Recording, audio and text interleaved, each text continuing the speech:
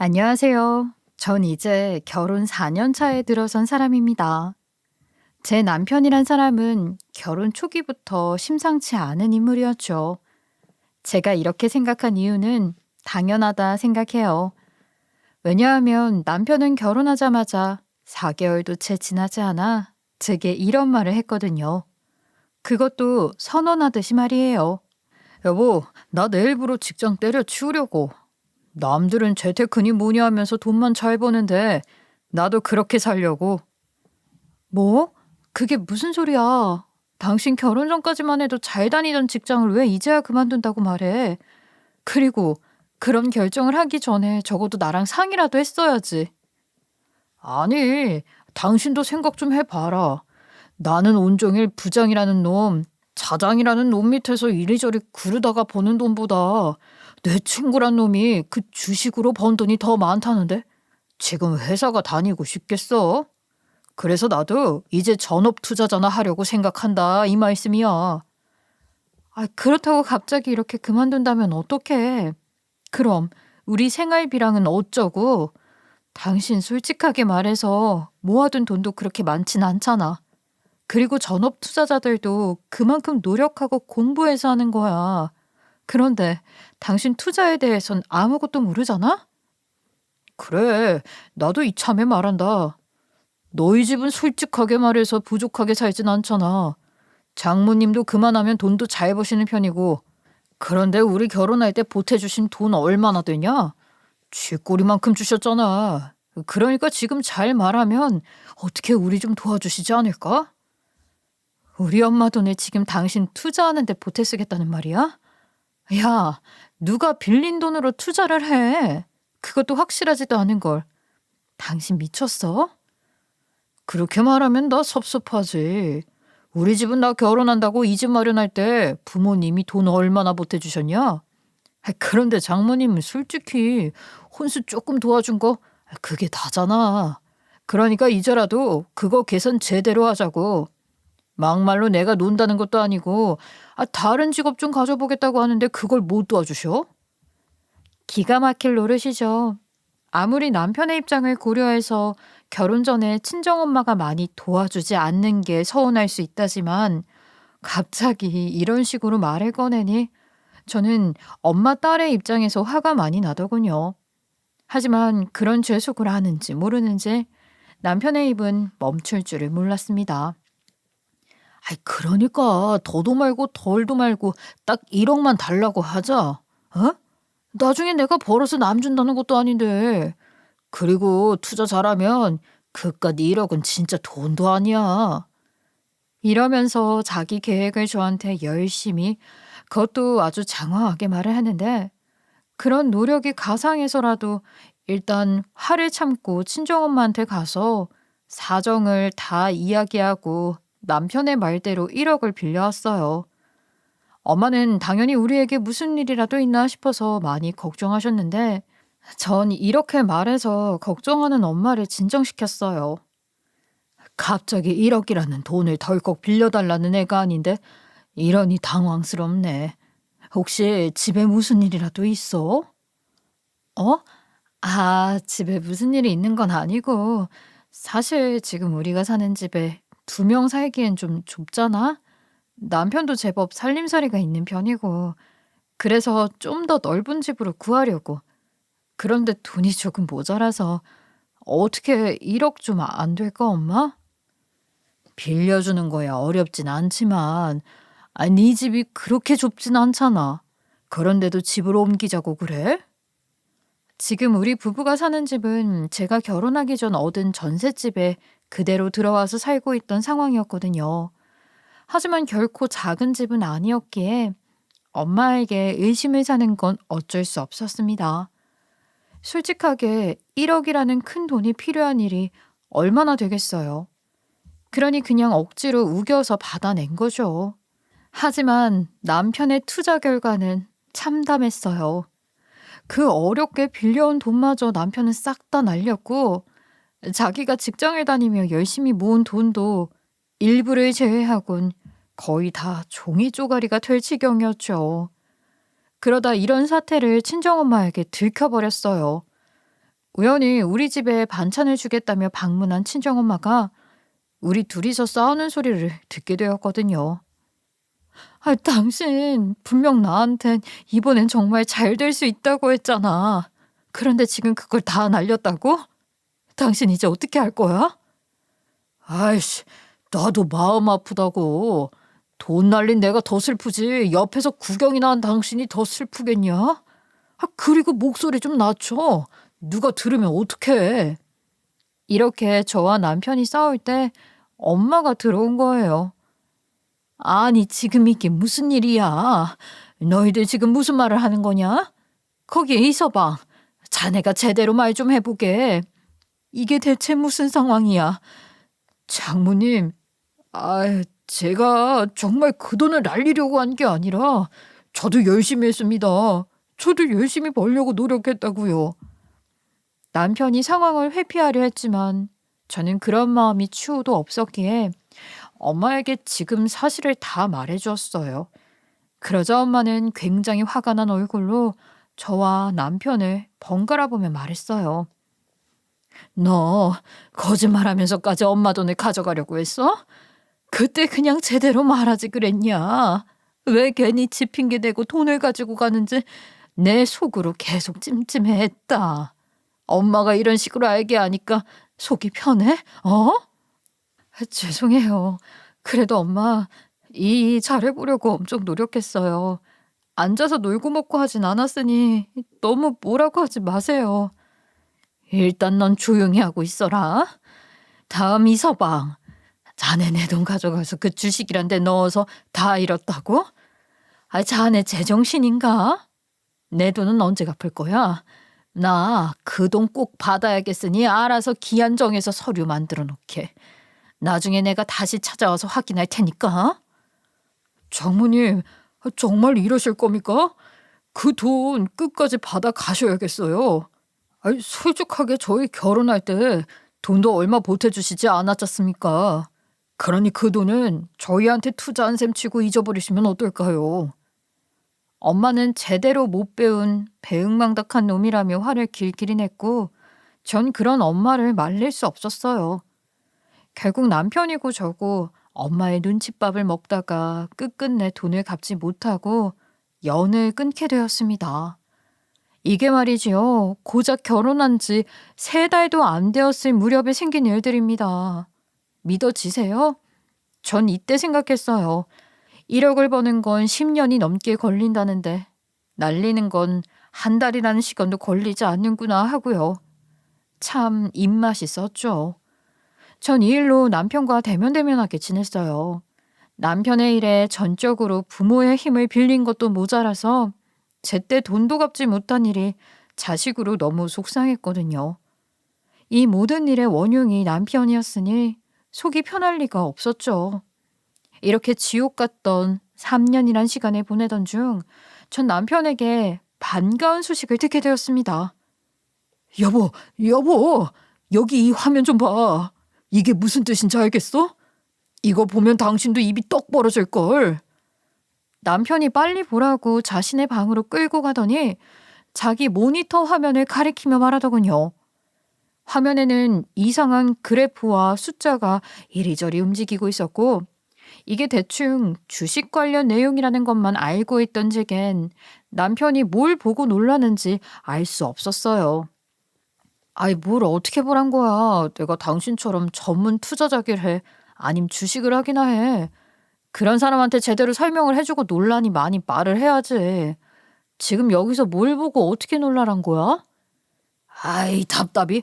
여기를 보란 말이야. 여기 있는 금액이 얼만지 알아? 빨리 세워봐. 그래. 일씩 100천. 여기 보이는 돈이 내 눈에 8억으로 보이는데 이거 맞아? 이걸 당신이 지금 벌었단 말이야? 그래. 자그마치 1억도 아닌 8억이라고 8억. 내가 드디어 3년 만에 대박 수익을 냈다 이 말씀이야. 우리 이제 불행 끝 행복 시작이야. 진짜? 이거 진짜지? 그럼 이제 우리 빚도 갚고 앞으로 고생도 끝이고 남들처럼 그렇게 떵떵거리면서 살 수 있단 말이야? 세상에, 난 여보가 해낼 줄 알았어. 수고했어, 당신. 남편의 대박 수익에 즐거워서 덩실덩실 춤을 추던 제 말의 어느 부분에 놀랐는지는 모르겠지만 남편은 갑자기 표정이 굳더니 이런 말을 하기 시작했어요. 빚은 무슨 빚? 우리한테 빚이 있었나? 이상하네. 내가 달에 생활비 꼬박꼬박 챙겨주지 않았어? 그런데 무슨 빚이 있어? 당신 나 몰래 어디서 대출이라도 받은 거야? 우리가 무슨 빚이 있다고 그래? 당신 진짜 모르는 거니? 아니면 기억 안 나는 척하는 거니? 왜? 당신이 처음에 이 일 시작하겠다고 우리 엄마한테 빌린 1억 있잖아. 당연히 그거 말하는 거지. 이제 8억이나 벌었는데 당연히 우리 엄마 빚은 다 갚고 시작해야 하는 거 아니야? 전 이렇게 말했지만 남편은 이내 제 말을 듣고 어이없다는 표정으로 이런 말을 하더군요. 에이씨, 가족끼리 준 돈인데 그게 왜 빚이야? 그리고 그때 장모님이 우리 보고 신혼집 왔는데 보태 쓰라고 준 돈 아니야? 그럼 우리 결혼 혼수나 다름없지. 그런데 그 돈을 왜 갚으래? 너희 집은 가족 가지고 사업하니? 아니, 여보, 무슨 말을 그렇게 해. 당연히 돈을 빌렸으면 갚는 게 도리야. 그리고 우리 엄마가 분명히 혼수도 제대로 챙겨주셨는데 왜 자꾸 그놈의 혼수 타령하는 거야. 그리고 이제 확실히 하자. 솔직하게 말해서 지금 사는 집도 내 명의로 전세해서 빌린 집이잖아. 넌 체면도 없니? 너야말로 말을 왜 그따위로 하냐? 우리 준 돈을 내가 투자하고 쓴다고 했을 때 당신도 흔쾌히 허락했던 거 아니야. 그러면 당연히 그 돈을 잃었을 때도 그대로 잊고 살아야지. 그런데 그걸 빚이라고 하다니. 당신 좀 이상한 구석이 있다. 너 진짜 사람이 아니구나. 해도 너무하는 거 아니야? 난 당신이 꼭 필요하다고 해서 엄마한테 철판까지 깔고 가서 돈 빌려왔어. 그리고 내가 그때 엄마 찾아와서 돈 갚으란 말 하셨을 때 내가 얼마나 쪽팔렸는 줄 아니? 넌 자식이 부모한테 그런 말을 듣게 만들고 싶어? 야야, 그건 장모님 탓이지 왜 내 탓을 하냐? 그리고 자식한테 돈 빌려주고 갚으란 부모가 어딨어? 또 이제 장모님 우리 아는 척도 안 하는데 무슨 빚을 갚으라는 거야. 그냥 지금 척 모르는 척 지내. 갑자기 큰 돈을 벌게 된 남편의 태도는 이전과는 사뭇 달랐죠. 특히나 달라진 점은 말이에요. 이젠 자기가 생활비를 더 많이 번다면서 저를 무시하기 시작하는 거예요. 정말 어이가 없었죠. 이때까지 했던 제 노력이 모두 이런 사람을 위해서였나 싶은 마음이 생겼어요. 아무튼 저는 남편의 이런 소식을 친정엄마에게도 알리기로 마음먹었어요. 남편에게 말은 안 했지만 사실 엄마와 연을 끊고 지금까지 살았던 건 아니었거든요. 이런 사실을 엄마도 당연히 알 필요가 있다는 생각을 했고 전 엄마에게 전화를 해서 말해주었죠. 역시나 엄마는 연을 끊다시피 한 딸 가족 소식에도 자기 일처럼 좋아해 주셨습니다. 애초에 저희와 연을 끊겠다 말한 것도 다 남편의 철이 조금이나마 들기 원하셨기에 했던 말이었으니까요. 그렇게 축하해 주겠다며 몇 년 만에 우리 신혼집을 찾아오셨죠. 그러나 남편이라는 놈은 양손 가득 먹을 거와 선물을 가지고 온 우리 엄마를 홀대했어요. 게다가 자기 집에 들어오지 말라며 엄마를 가차없이 내쫓으려 하더군요. 장모님이 여기가 어디라고 옵니까? 저희랑 연 아예 끊겠다고 하신 거 아니에요? 뭐 돈 안 갚는다고 우리를 장인 장모도 모르는 파렴치 아니라면서요. 그런데 여기가 어디라고 찾아와요? 여기가 어디라고? 네, 자네 소식 들었네. 그래. 이제 그 투자인가 뭔가로 돈 좀 벌고 수익 좀 냈다지? 그리고 그때는 당연히 자네 철들라 하는 소리였네. 남의 돈을 빌렸으면서 누가 그리 당당하게 행동할 수 있겠어. 그런 자네 모습이 버릇이 없어서 그 버릇 좀 고쳐주려 한 거지. 참나, 죄버릇은 장모님이 신경 쓸 일 아니고요. 그때 주신 그깟 1억 그런 푼돈 이제 난 필요 없거든요. 그리고 어디서 내가 돈 벌었다고 소문을 들으셨는지 모르겠지만 저 절대 제 돈 1억 못 줍니다. 당신, 그게 당신 장모님한테 할 말이야? 당장 제대로 사과하고 빌린 돈 드리겠다고 말하지 못해? 내가 돈을 왜 갚아야 하는데? 그 돈 솔직하게 말해서 당신한테 빌려준 돈이지 나한테 직접 준 돈은 아니잖아. 그러니까 책임도 내가 아닌 당신이 져야지. 그리고 장모님은 무슨 돈 냄새 맡고 오신 하이에나처럼 헐레벌떡 오신 것 같은데. 당장 내 집에서 나가요. 나 당신한테 줄 돈 없어. 전 엄마에게 버릇없이 구는 남편을 말리기 위해 안간힘을 썼어요.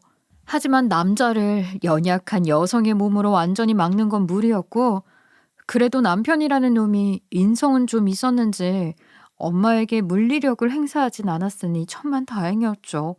하지만 남편의 그 거른 입은 쉬지를 않고 움직였어요. 내가 오해 안 하게 생겼냐? 저렇게 바리바리 써서 뭘 들고 와서 갑자기 인사라니. 너무 속마음이 보이는 거 아니야? 그런 거 가지고 온다고 해서 빌붙을 수 있을 줄 알았어요? 난 절대 장모님한테 내 돈 한 푼도 못 주니까 그렇게 알고 빨리 나가세요, 당장. 야, 아무리 그래도 우리가 힘들 때 옆에서 도와주신 분이야.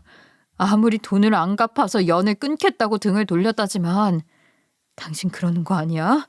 그리고 그 말버릇은 어디서 배운 거야? 정중하게 사과하고 그냥 그 돈 갚는다고 말하면 해결될 일이잖아.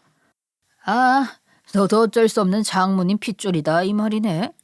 그래, 이 집에서 지금 이 순간에 내 편은 아무도 없다 이 말이지. 그럼 당신도 그냥 장모님 따라서 집 나가든지. 난 이제 당신 가족들이랑 얼굴도 보기 싫으니까. 너 말 다 했니? 그래. 나랑 이제 이혼이라도 하자 이 말이야? 당신 나중에 말이나 바꾸지 마라. 지금 홧김에 그랬다 이러지나 말라고. 내가 말을 왜 바꿔. 이제 너보다 돈 더 잘 벌고 다닐 사람은 나인데. 그리고 그깟 생활비 좀 벌어온 게 대수냐? 너만 생활비 벌어왔냐고. 나도 너한테 생활비 보태주고 다녔어. 그걸 아주 생색낸다 너. 나한테 줬던 그 쥐꼬리만한 생활비? 그것도 생활비라고 주고 그렇게 으스대니? 이때까지 내가 우리 쓰는 생활비며 돈 전부 나가서 쎄 빠지게 벌어왔더니 이제 보니까 너 아주 도둑놈 심보구나. 처음부터 우리 엄마 돈 빌리자 할 때 그때 내가 알아봤어야 하는데. 그래, 나 도둑놈 심보다 어쩔래? 그리고 아까부터 내가 돈을 빌렸다 하는데 너도 제대로 말해. 그 돈 빌린 사람 나 아니고 너야. 내가 뭐 꼭 빌려오랬냐? 그냥 빌리면 좋겠다 했지. 그리고 그 돈 자발적으로 나한테 준 사람도 내가 아니라 너라고? 됐고, 나도 이제 너 같은 놈이랑 한 집에서 살기 아주 지겨워 죽겠다. 당장 나가. 아까부터 나보고 나가랬지? 그런데 이걸 어쩌냐. 이 집은 어차피 내 명의로 계약한 집이잖아. 내 집이라고. 그러니까 나가도 네가 나가야지. 참나, 내가 나가라면 못 나갈 줄 아나? 너고 장모고 이제 내 돈 한 푼도 나눠줄 수 없으니까 그렇게 하려고. 우리가 이렇게 언성을 높이며 싸우는 동안 엄마는 조용히 우리 둘을 지켜만 보고 있었어요. 그리고 남편이 나가겠다는 말을 끝으로 씩 웃으시면서 입을 여셨죠. 사실 저는 엄마가 무슨 말을 할지 알고 있었어요. 전에 남편 소식을 전해줄 때 들은 게 있었으니까요. 그리고 전 짐작에 알고 있던 사실이기도 했고요. 남편은 모를 수밖에 없었습니다. 이건 우리 집안의 사정이었으니 말이에요. 그렇게 씩 웃으신 엄마는 가방에서 조용히 서류 하나를 쓱 꺼내셨어요. 그리고 남편의 앞으로 내밀어서 보여줬죠. 이게 뭡니까? 이 상황에 뭐 제 마음 돌리려는 선물이라도 들고 오셨나 보죠? 어디 이리 줘보세요. 남편은 그 서류가 뭔가 싶어 궁금해서 가져가려 했지만 엄마는 서류를 품에 안으며 남편이 그 서류를 볼 수 없도록 막았어요. 그러자 화가 난다는 듯이 손을 올리려 했지만 전 그런 남편의 행동을 보고 바로 엄마 앞에 우뚝 서서 엄마를 지키려고 했죠. 그때 지금까지 굳게 닫혀있던 엄마의 입이 열렸습니다. 네, 지금까지 자네 생각 잘 들었네. 지금 보니 우리 딸이랑 이혼까지 생각하고 있나 보지? 자네 생각이 그렇다면 이 건물 명의 이전은 취소해야겠구먼. 처음엔 아무 생각도 없이 우리 딸 고생하게 만드는 나쁜 자식 같아서 영 못 믿었건만. 무슨? 그게 건물? 부동산 서류라고요? 그럼 당장 이리 주세요. 내 명의로 바꾼다니 그게 무슨 말이세요? 자넨 끝까지 예의라는 걸 모르는군. 내가 딸한테 자네가 수익을 냈단 소식을 들은 게 얼마 전이야. 그래도 열심히 자기 시간 투자하면서 결과를 얻었다 해서 내 선물로 준비했건만 안타깝게 됐네. 자네는 이런 선물을 받기엔 너무 과한 사람인 것 같구먼.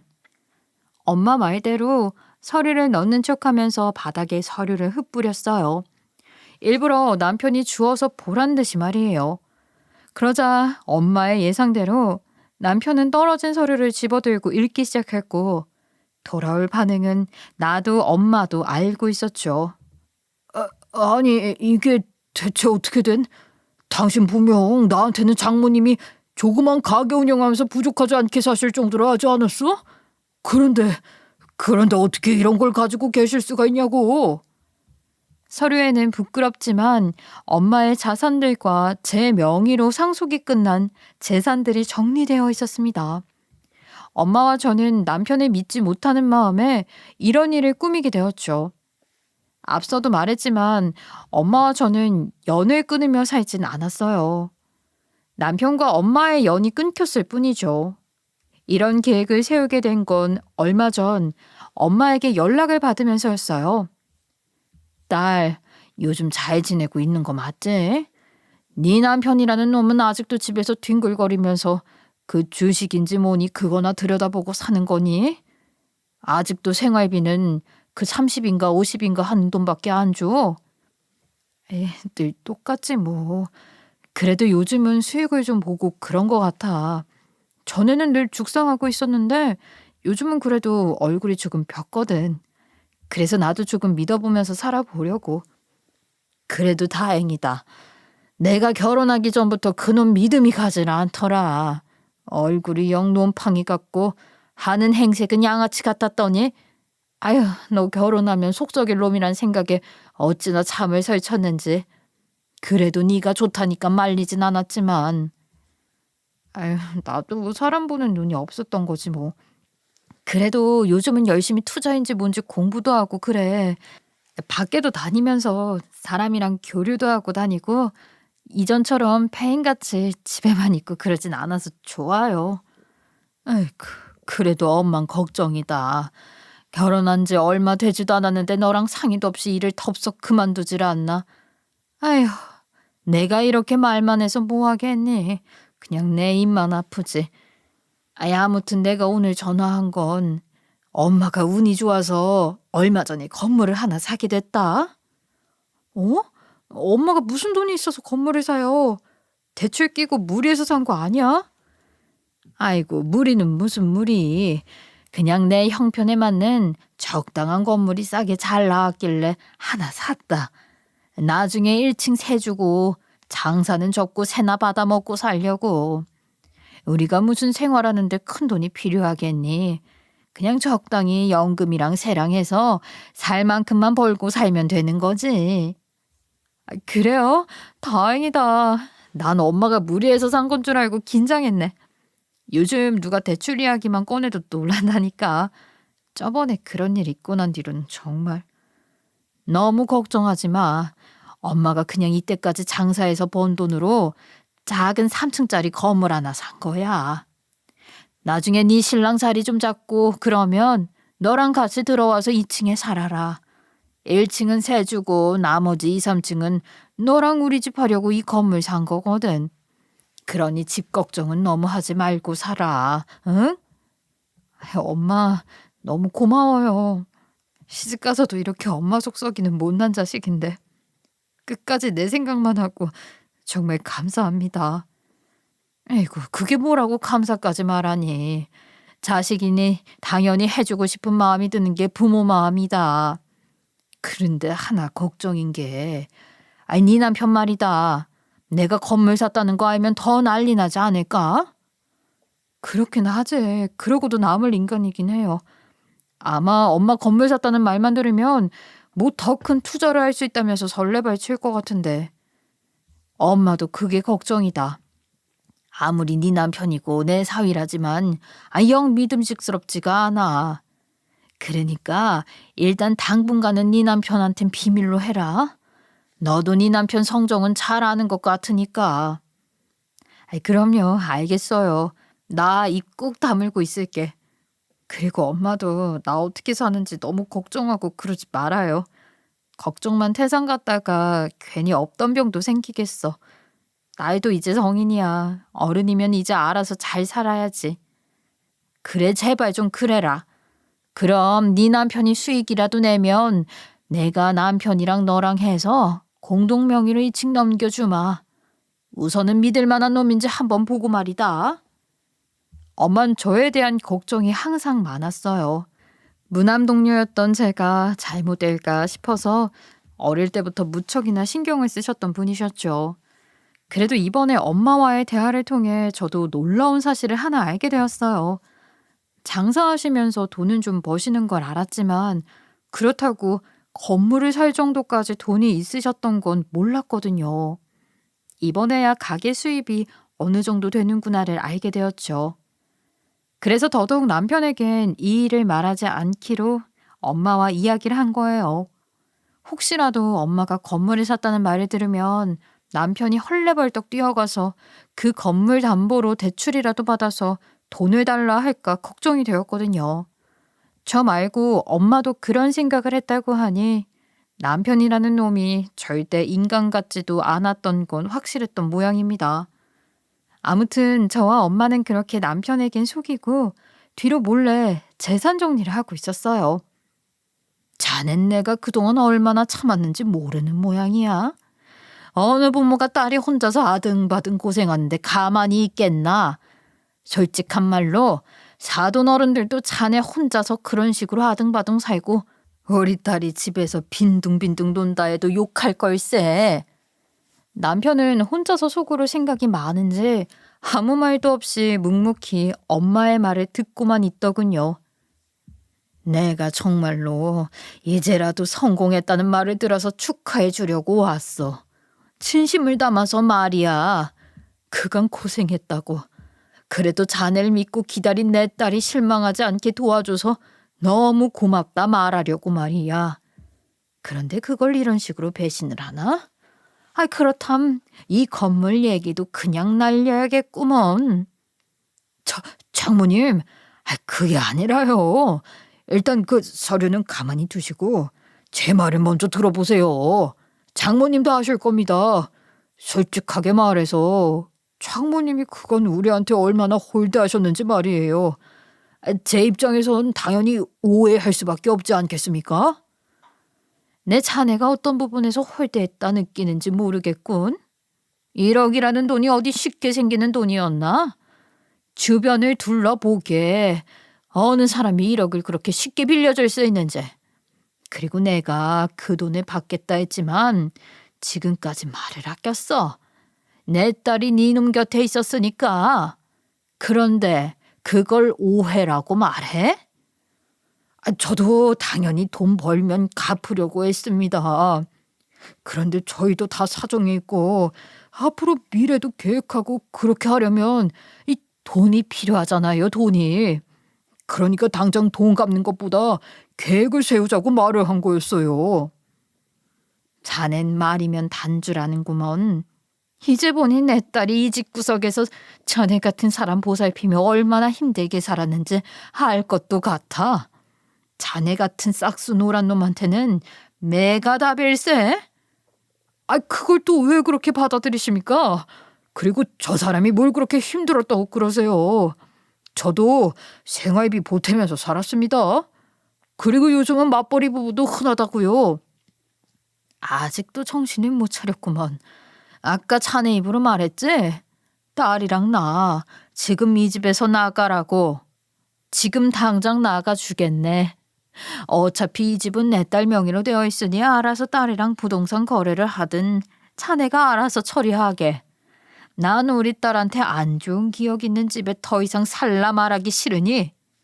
남편 놈은 이제야 사태 파악을 제대로 했는지 나가겠다는 엄마와 저를 붙잡고 놔주질 않았어요. 엄만 이런 상황을 다 예상했던 것인지 이미 가게에서 일하시던 아저씨 2명을 함께 대동해서 오셨더군요. 엄마가 전화를 한 통 하자 밑에서 기다리고 있던 아저씨들이 올라와서 저와 엄마를 붙잡는 남편을 우리에게서 떼어내 주셨어요. 그러자 남편 놈이 발악을 하더군요. 아무리 그래도 저 장모님 사위입니다. 아내랑 재산 정리한다. 저한테 몇 마디 말이라도 하셨어야 한단 말입니다. 당신도 그래. 나한테 한마디 말을 할 수 있었잖아. 내가 왜?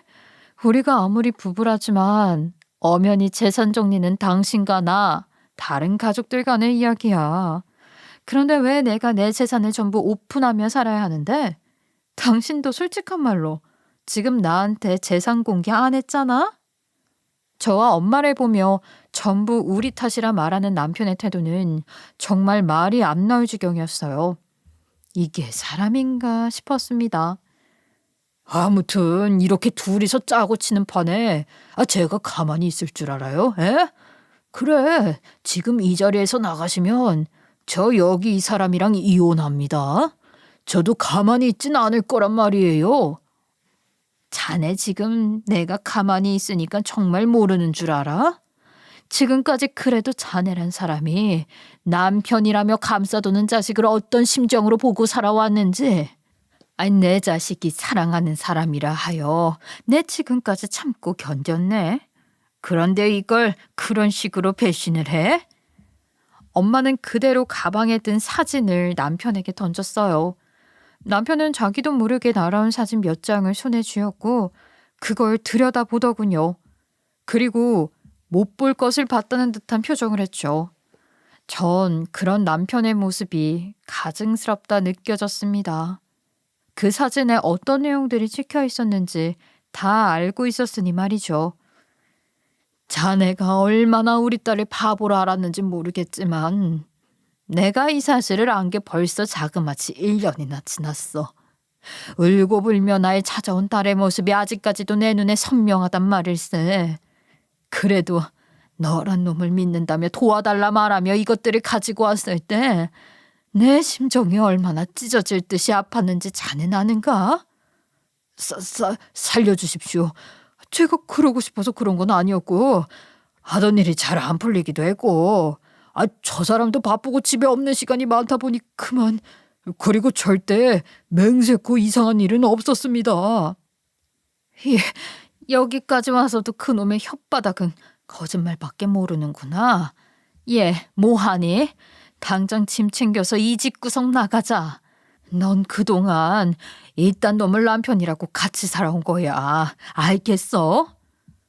잘못했습니다. 제가 그저 잘해보겠다 나간 모임에서 만난 사람들이에요. 하늘에 맹세코 절대 부끄러운 짓은 하지 않았습니다. 정말이에요.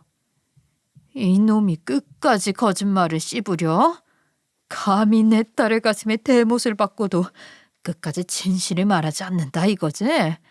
어서 챙겨서 나가자. 더 이상 들을 것도 없다. 그러게 처음부터 내 말을 들었으면 애초에 이런 일도 없었을 거 아니냐.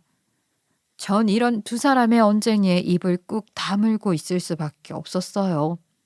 입이 2개라도 할 말이 없었거든요. 사실 남편은 1년 전부터 이상한 낌새가 있었어요.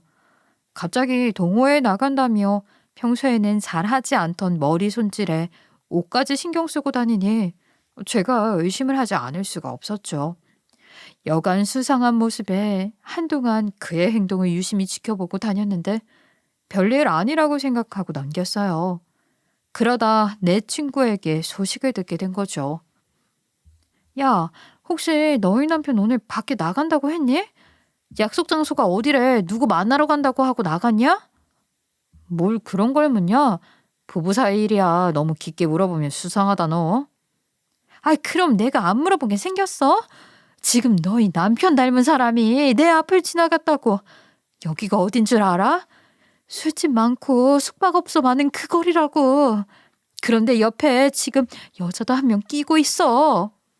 뭐라고? 내 남편이 지금 어딜 가 있다고? 그 사람 분명 오늘 나한테는 거기가 아니라 다른 곳에서 모임이 있다고 했는데? 아우 답답해 죽겠네. 일단 내가 보내는 주소로 얼른 뛰어봐. 어떻게 현장이라도 직접 봐야 믿을 거잖아 너. 친구의 말에 저는 서둘러 옷을 입고 친구가 말한 주소로 향했어요. 친구는 그날 약속 때문에 우연히 나가게 된 건데 하필이면 남편의 진짜 동호회 장소와 딱 겹치게 된 거죠. 그러다 친구가 집에 가는 길에 어떤 익숙한 사람이 제 앞을 지나쳐 숙박업소로 들어갔다는 겁니다. 그러니 제가 헐레벌떡 나갈 수밖에요. 얘, 저기 봐라. 저길로 들어갔다고. 너희 남편 사진 없어? 본 게 네 결혼식 이후로 처음이니 내가 제대로 본 게 맞는지 알아야지. 친구는 남편의 사진을 보여달라고 말했고 저는 늘 지갑에 가지고 다니던 남편의 사진을 보여줬습니다. 맞네 맞아. 이 사람 분명 야시시하게 입은 여자랑 저기로 들어갔어. 어쩜 너 그렇게 힘들게 집안일이며 바깥일이며 하고 있었는데 지는 이러고 다닌 거야? 이놈 미친 거 아니야? 친구의 이런 제보 덕에 저는 남편이라는 놈이 저 몰래 하고 다니는 짓들을 알게 되었죠. 남편이란 놈은 내가 열심히 옆에서 보조해줬던 사실도 잊은 채 돈이 생기자마자 여자부터 만들면서 밖으로 떠도는 그런 파렴치한 놈이었습니다. 내가 얼마나 고생하면서 보냈는데 어떻게 이딴 짓을 하고 다닐 수가 있어. 이게 사람이야? 이게 사람이 할 짓이냐고. 이날 친구를 부여잡고 어찌나 울었는지 다음 날은 눈도 안 떠질 지경이었죠. 하지만 그날도 태평하게 방에서 기지개나 켜며 밥을 달라던 남편의 말은 아직도 기억이 날 정도로 짙은 배신감을 느낀 날이기도 했습니다. 그래도 이런 사람을 한 번이라도 믿으려고 했어요. 하지만 다 헛수고였죠. 이런 싹수 없는 인간은 바람 말고도 더한 짓을 한 인간이라는 판단을 하게 되었거든요. 엄마도 물론 이런 사실을 다 알고 있었습니다. 앞서 가진 사진을 전부 다 보여주면서 제 심정을 이야기했으니까요. 그동안 제가 뭐해라도 씌었는지 그래도 남편을 한번 믿어보겠다 결심했었었네요. 여기 증거가 확실히 있는데도 감히 발을 빼겠다. 너 같은 놈은 절대 우리 집 사위로 둘 수 없다. 내 딸이 용서한다고 말해도 이제 더 이상은 내가 용서 못해. 이날 이후로 저는 남편과 이혼 소송 절차에 들어갔고 남편은 계속 저를 따로 찾아와서 사과하기 바빴어요. 여보, 내가 그땐 정말 정신이 나갔었나 봐. 투자하는데 수익은 제대로 안 나지. 당신은 나가서 고생하고 들어오는데 나는 집구석에서 돈은 못 벌지. 게다가 장모님 돈도 그대로 날렸으니까 내가 얼마나 자존감이 떨어졌겠어. 안 그래요? 그래서 당신이 나한테 하고 싶은 말이 뭔데? 이혼 소송 취소해달라는 말? 내가 해줄 것 같겠니? 그래도 우리 사이 좋았잖아. 한 번만 용서해줘라. 내가 앞으로 당신 하라는 대로 다 하고 산다니까. 넌 내가 바보 천치로 보이니? 내가 그 말을 또 믿을 것 같아? 내 마음으로 당신을 믿었다가 배신당하는 것만 해도 2번이 넘어. 그런데 뭘 보고 내가 당신을 믿겠어. 당장 내 앞에서 사라져. 때로는 무릎까지 꿇으면서 빌고 빌었지만 전 도저히 용서할 수 없었어요. 저한테 한 행동 외에도 그날 엄마에게 했던 언행들이나 지금도 저를 기만하려는 태도들이 영 마음에 들지 않았죠. 오히려 미안하다 사과하러 올 때마다 있던 정들도 다 떨어져서 바닥을 파고 들어갈 지경이었어요. 전 그대로 이혼 소송을 진행했고 그 결과 남편의 내연녀라는 존재가 인정이 되어 이혼을 할 수 있었습니다.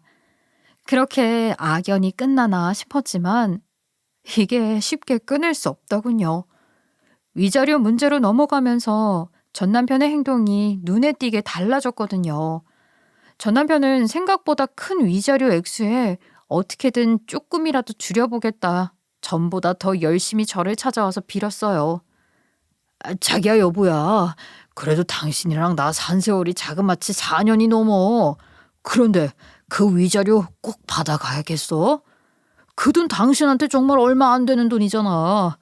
장모님이 그렇게 많이 버시는데 그냥 대충 몇 천으로 때우면 안 될까? 나 같은 서민의 돈을 그렇게 쏙 빼먹어야겠어? 뭐? 당신 지금 그 위자료 주기 아깝다고 이렇게 찾아와서 이야기하니? 당신 정말 미쳤구나. 됐고.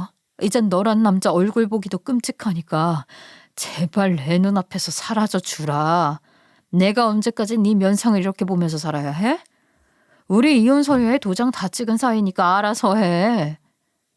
내가 오죽하면 이렇게 당신 앞에 찾아와서 무릎까지 꿇고 이러고 있겠냐. 당신도 내가 그 돈을 얼마나 열심히 노력해서 번 돈인지 알면서 그걸 꼭 받아가야겠어? 그러니 그냥 위자료는 내가 많이 쳐줄 테니까 겁만 먹고 떨어져라. 어? 아니, 난 죽어도 다 받아야겠는데? 그리고 당신 같은 거짓말쟁이의 말을 내가 더 이상 어떻게 믿어. 입만 열면 거짓말이 아주 자동으로 나오는 그 입을 이번 기회로 확실하게 우리 정리하자고. 어? 나도 이제 당신이랑 이렇게 마주쳐서 이야기하기 귀찮으니까. 제 완고한 태도에 전 남편은 제게 위자료를 줄 수밖에 없었죠. 전 남편이 이렇게 나오는 것도 이해는 갔습니다. 그 인간이 벌었던 8억을 딱 절반으로 나눠서 제가 받게 되었거든요. 그렇다고 제가 부당하게 이 돈을 위자료로 챙긴 건 아닙니다. 분명히 받을 만한 이유가 있었죠. 결혼 생활에 거진 4년을 했는데 제가 어떤 생고생을 하면서 생활비를 벌며 살았는데 그걸 입을 싹 닫겠다는 태도를 법정에서 보였으니 제가 가만히 있었겠어요. 그래서 제 담당 변호사님께 말했어요. 위자료랑 재산분할 최대한 받고 싶다고 말이죠. 변호사님, 저 정말 억울합니다. 저 인간 같지도 않은 저 인간. 4년 동안 제대로 일하면서 돈 한 번 벌어본 적 없었어요. 생활비라고 주는 돈도 분명 제가 남편 용돈이라고 챙긴 돈에서 생긴 돈일 테고요. 여기 가계부에 다 정리해놨으니 한번 봐주세요. 가계부도 증거가 될 수 있지만 되도록 은행에서 지출 내역을 준비해 두시는 게 좋겠네요. 남편분이 지금 결혼 생활 중에 돈을 한 번도 벌어본 적이 없다. 이 말씀이죠? 가져오신 자료 정도로도 충분히 입증이 가능할 것 같은데요. 어디 우리 힘내보시죠. 제발 저 이번 소송에서 남편이 번 돈 딱 절반은 가지고 오고 싶어요. 저 그렇지 않으면 정말 속 터져 죽을지도 몰라요. 승소하면 제가 인센티브도 팍팍 챙겨드릴 테니까 제발 부탁 좀 드립니다. 선생님. 걱정 마세요. 방금도 말했지만 증거는 충분하시고요. 일단 반을 전부 들고 올 수 있을지 없을지 싸움이라 걱정이 되긴 하지만 최선을 다해보겠습니다. 마음 같아서는 남편이 번 돈은 전부 다 가지고 오고 싶었지만 법이 그렇지 않다는 걸 알았기에 최대한 반이라도 재산분할로 받아오고 싶었어요. 다행히 변호사님의 노력 덕분에 저는 반은 챙길 수 있었던 거고요. 제게 4억을 뺏긴 전 남편은 법정에서 아이처럼 울면서 떼를 쓰더군요. 판사님, 제가 왜 저 인간에게 순수하게 제가 번 돈을 줘야 합니까? 이건 억울한 처사입니다. 다시 판결해 주시죠. 하지만 판사는 전 남편의 말을 듣지 않았고 그 법정 누구도 전 남편의 손을 들어주지는 않았어요. 심지어 전 남편의 변호사조차 말이죠. 그런 전 남편의 행보가 어이가 없었어요. 아니, 자기가 백수처럼 돈 까먹고 있을 때 열심히 내가 벌어온 돈으로 생활했으면서 돈이 생기면 바람에 피우고 다닌 본인은 생각도 안 했으니 말이에요. 이건 다 내 돈이라고. 내가 노력해서 번 내 8억. 그런데 왜 내가 피 같은 내 돈을 줘야 해? 전 남편이 이렇게 소리쳤을 때는 진짜 열받았어요. 제 노력은 생각도 안 한 채로 8억이 전부 자기 돈이라 했으니 말이죠. 만약 제가 전 남편과의 결혼 생활을 더 이어갔다면 어떻게 됐을지 정말 상상만으로도 끔찍하네요. 그 뒤로는 어떻게든 그때 만난 여자와 잘 살아보겠다고 한동안 붙어 다녔다고 해요. 두 연놈이 뭘 하든 상관없었지만 그 소식을 들으니 지금까지 내가 인간 쓰레기를 사랑하고 믿는다고 살았구나 싶은 허탈한 마음만 들더라고요. 그러다 최근에 친구에게 전해 들었는데 그들이 자주 가던 그 장소에서 여자에게 뺨을 맞고 대차게 전 남편이 차이는 모습을 봤더랍니다. 야야, 네 전 남편 말이야. 마지막에 만난 년이랑 그렇게 열심히 다니더니 얼마 전에 아주 대로변에서 따기 맞고 그대로 차이더라. 내가 속이 다 시원해서 원. 너 그렇게 괴롭히더니 아주 꼴이 좋더라. 지금 나한테 그게 무슨 소용이겠어. 그래도 대차게 까였다고 들으니 속은 시원하다 야. 그것도 어떻게 까였는 줄 알아? 네 전 남편이란 놈이 돈이 없어서 여자한테 밥을 사달라고 했나 봐. 그러니까 그 여자가 거지 같은 놈이랑은 별 볼 일 없어 하고 가버리는 거 있지. 그래? 이상하네. 그때 본 4억은 그대로 가지고 있을 텐데 말이야. 그놈 나한테 집 관련 이야기도 없이 그대로 자기 본가로 들어가서 살았거든. 아무튼 앞으로 그놈 이야기는 꺼내지도 마. 이젠 나도 잊고 살려고. 알 수 없는 일이지만 전 남편이라는 놈은 가지고 있던 돈을 전부 탕진한 모양이더군요. 뭐 어떻게 날렸는지 예상은 가지만 더 이상 깊게 파고들 생각은 없었습니다. 전 한동안 이혼하고 너무 많은 자책으로 힘들어했어요. 진작 엄마 말 들을 걸. 부모님 말만 잘 들어도 후회할 일은 없다고 하는데 내가 그때 왜 그랬을까 하면서요. 하지만 이런 후회는 다 제 잘못이니 뼈저리게 반성하면서 살고 있는 중이에요. 그리고 지금은 이혼하고 난 뒤로 최대한으로 하고 싶은 일들을 하면서 살고 있어요. 전 남편과 살면서 제 꿈도 미룬 채로 돈만 쫓던 생활에서 조금은 편안한 마음으로 제 삶을 되돌아볼 수 있는 시간이 생겼죠. 그나마 제 처지가 더 나빠지지 않을 수 있었던 것은 제게 아이가 없었던 사실이었어요. 그리고 빠르게 이혼을 결정한 터라 아직 젊다는 사실일까요? 미래가 어찌 될지는 모르겠지만 일단 당분간 제 마음을 편안하게 하면서 살 예정입니다. 전 제 이야기를 지금까지 들어준 여러분들에게 말하고 싶은 것이 있어요. 결혼을 하자마자 뭔가 하려고 하는 남자들은 일단 유심히 지켜볼 필요가 있다고 말이죠. 사람 속을 전부 알고 결혼까지 가면 좋겠지만 그건 솔직하게 불가능하잖아요. 뉴스나 주변에 결혼한 사람들의 이야기를 들으니 요즘은 결혼도 짧은 만남을 가지고 하는 경우가 많던데 그러니 오히려 이혼율이 올라가는 건 아닌가 싶은 생각도 들어요. 그래서 최대한 긴 시간을 만나보고 결혼을 준비하라 말하고 싶어요. 제가 바로 전 남편과 짧은 연애 기간을 가지고 결혼한 사람이거든요. 만약 제가 전 남편과 깊게 사귀었다면 지금 같은 사달은 나지 않았을 것 같지 않나요? 저의 후회 막심한 회고록 같은 이야기를 끝까지 들어주셔서 너무 감사드리고요. 여러분들은 사랑하는 사람들과 함께 행복만 가득하시길 바라겠습니다.